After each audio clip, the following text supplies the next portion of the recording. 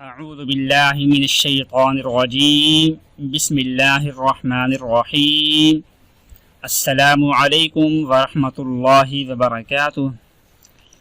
ناظرین، ہم امید کرتے ہیں کہ آپ لوگ خیر و عافیت سے ہوں گے۔ ناظرین، اس ویڈیو کے اندر آپ کو دشمنوں کی تعداد بہت زیادہ ہے تو ان کے درمیان پھوٹ ڈالنے کے بارے میں ایک عمل بتانے جا رہی ہیں کہ وہ انسان کے جس کے دشمنوں کی تعداد بہت زیادہ ہے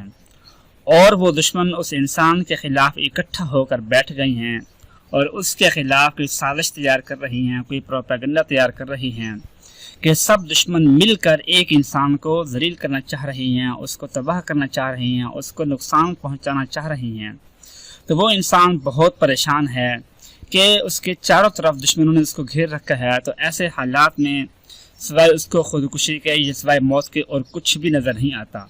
تو ایسے حالات کے اندر بھی اگر انسان اپنے آپ کو مضبوط رکھے اور اللہ پر بھروسہ رکھتے ہوئے یہ عمل کر لے تو انشاءاللہ جتنے بھی اس کے دشمن اکٹھے ہو کر بیٹھ گئی ہیں وہ سب آپس میں لڑ پڑیں گے اور اس کی آپ کے دشمنی کو بھول کر اپنی آپ کی دشمنی میں پڑ جائیں گے اور آپ کو ہمیشہ ہمیشہ بھول جائیں گے اور آپ کی ان سے آپ کی جان چھوٹ جائے گی انشاءاللہ۔ وہ عمل یہ ہے، قرآن پاک کا پارہ نمبر ہے 14 ربع میں اور اس میں تاج کمپنی قرآن پاک کا پیج نمبر ہے 241 سورۃ النحل۔ سورۃ النحل ہے بسم اللہ الرحمن الرحیم اتی امر اللہ فلا تستعجلوہ سبحانہ وتعالی عما یشرکون۔ یہ پوری سورت اس کو پڑھنا ہے آپ نے جو کہ اس پارے کے آخر تک ہے، یعنی یہ پارہ ختم ہو رہا ہے وہاں تک یہ سورت ہے، تقریباً کوئی 15 پیج کی سورت بنتی ہے، 14-15 پیج کی۔ تو آپ نے کرنا یوں ہے، جب آپ کو معلوم ہو جائے اور آپ کو کنفرم ہو جائے کہ میرے دشمن واقعی اکٹھے ہو کر بیٹھ گئے ہیں اور میرے خلاف پروپیگنڈا تیار کر رہی ہیں، مجھے مارنے کی یا مجھے نقصان پہنچانے کی کوشش کر رہی ہیں،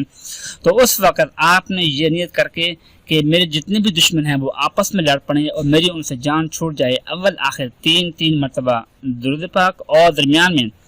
3 مرتبہ اس پوری سورت کو پڑھ کر اپنے چاروں طرف ارد گرد اپنی پھونک مار دینی ہے، اپنے سیدھا اپنے اوپر دم نہیں بلکہ اپنے بھی گھوم کرنا، ایسے پھونک مار دینی ہے اپنے ارد گرد۔